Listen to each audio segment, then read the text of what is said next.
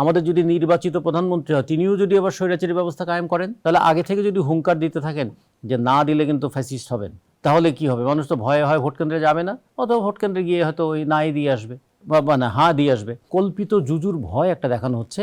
সরকার যেটা করতে পারে সে প্রচারণা চালাতে পারে যে আপনারা গণভোটে অংশগ্রহণ করুন। গণভোটের সাফল্য বা ব্যর্থতা কি গণভোটের ফলাফলের উপর ছোট্ট নির্ভর একটা করছে? উদাহরণ দিয়ে বলে, যেটা আইনি ভিত্তি নাই, এটা নিয়ে কিচ্ছু আসা যায় না। যেমন ধরুন 1991 সালে নির্বাচন হলো 27শে ফেব্রুয়ারি 90-এর অভ্যুত্থানের পরে, এবং সেই পার্লামেন্টে এটা সর্বসম্মতভাবে এটা পাশ করা হলো যে প্রেসিডেন্সিয়াল ফর্ম অফ গভর্নমেন্ট থেকে বাংলাদেশ এখন পার্লামেন্টারি ফর্ম অফ গভর্নমেন্টে যাবে। সংবিধানে এটা সন্নিবেশিত হলো এবং এটা আমাদের সংসদে অনুমোদিত হলো। তারপরে এর উপর একটা গণভোট হলো। সেই গণভোটে ভোট পড়েছিল মাত্র 35%। তাতে কি পার্লামেন্টারি ফর্ম অফ গভর্নমেন্টটা বাতিল হয়ে গিয়েছিল?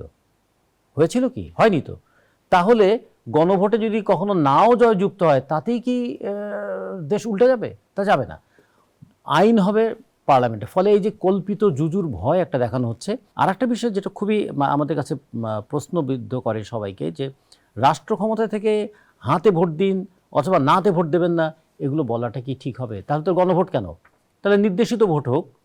এটা বলো describe vote or prescribe vote অথবা ডিজাইনড ভোট, এরকম অনেক কিছু তো আমাদের ছিল। তো সেই রকমই আবার হোক। কিন্তু যদি মনে করেন না জনগণের মতটা নিতে চাই, সত্যিকারে গণমানুষের ভোট নিতে চাই, তাহলে আগে থেকে যদি হুঙ্কার দিতে থাকেন যে না দিলে কিন্তু ফ্যাসিস্ট হবেন, তাহলে কি হবে? মানুষ তো ভয়ে হয় ভোট কেন্দ্রে যাবে না, অথবা ভোট কেন্দ্রে গিয়ে হয়তো ওই নাই দিয়ে আসবে বা না হ্যাঁ দিয়ে আসবে। ফলে হ্যাঁ অথবা না ভেতর থেকে আসুক না কেন, সরকার যেটা করতে পারে সে প্রচারণা চালাতে পারে যে আপনারা গণভোটে অংশগ্রহণ করুন, গণমানুষের মতের প্রতিফলন ঘটান। আপনাদের এই গণমানুষের মতের যে প্রতিফলন, এটা আগামী দিনের রাজনীতিবিদদেরকেও তা একটু ভাবতে শেখাবে যে আমাদের দেশের মানুষ কি চায়। রাজনীতিবিদদেরকে আমরা অ্যাকাউন্টেবল করতে চাই। আমরা রাজনৈতিক ক্ষমতাটাকে কখনো কখনো আনঅ্যাকাউন্টেবল করতে চাই না, অনেকটা ট্রাম্পের মতো। আজকে আমেরিকাতেও এই প্রশ্ন উঠছে, প্রেসিডেন্ট কি আনঅ্যাকাউন্টেবল থেকে যাবেন?